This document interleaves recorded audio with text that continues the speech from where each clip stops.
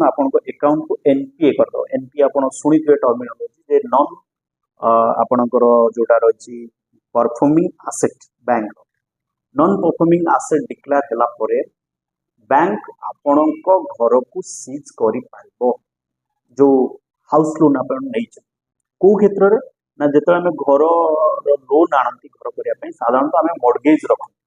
Mortgage आपनकर विभिन्न प्रकार अछि किंतु आम भारत रे स्पेशली तो हमें घर ऋण आनुचंती गोटे प्रकार मॉर्गेज होची इक्विटेबल मॉर्गेज। मॉर्गेज रो विभिन्न प्रकार अछि ताकू हमें चाहेला आ गोटे वीडियो रे डिस्कशन करि परिबा किंतु जेतो हमें लैंड रो जो टाइटल डीड रखी की कागज पत्र रखी की हमें तो लोन आनुचंती ताकू कहउची इक्विटेबल मॉर्गेज।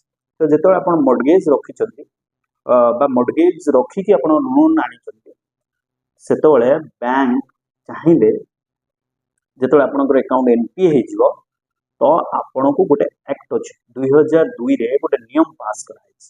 तार से एक्ट रो नाम होछि सरफेसी एक्ट बा तार फुल फॉर्म होछि securitisation and reconstruction of financial asset and enforcement of security interest act.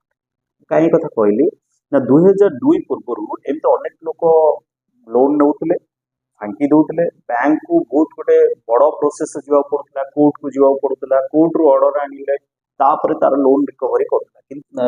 ये जो एक्ट बल रे बैंक बिना कोर्ट को न जाई कि आपनकर घर को सीज कर पाए माने तार लोन रिकवरी पाए 2002 रे एक्ट पास करा जेहेतु अनेक लोक लोन नहीं कि फांकिले माने बैंक को बहुत प्रोसेस देखी कोर्ट प्रोसेस अपन जानते बहुत डिले प्रोसेस तो रिकवरी करिया बहुत कष्ट होला और बिजनेस से बहुत डिफिकल्टीज आसला। तो कथा होची बैंक कोन सीधा घर सीज कर दो ना किछि टाइम पीरियड रो सेटा अपन मान जान लखथांते। से जो सरफेसी एक्ट मु कहली 2002 से कोन करियो जतले गोटे अकाउंट एनपीए हबो सेक्शन 13(2) धारा 13 क्लॉज 2 रे प्रथमे आपन नोटिस दो कोन भाई ना इंटरेस्ट बा जो आपन लोन आउटस्टैंडिंग अमाउंट अच्छे ताको पे करिया। ये जो 13(2) रे आपन को नोटिस दबो मन को आरो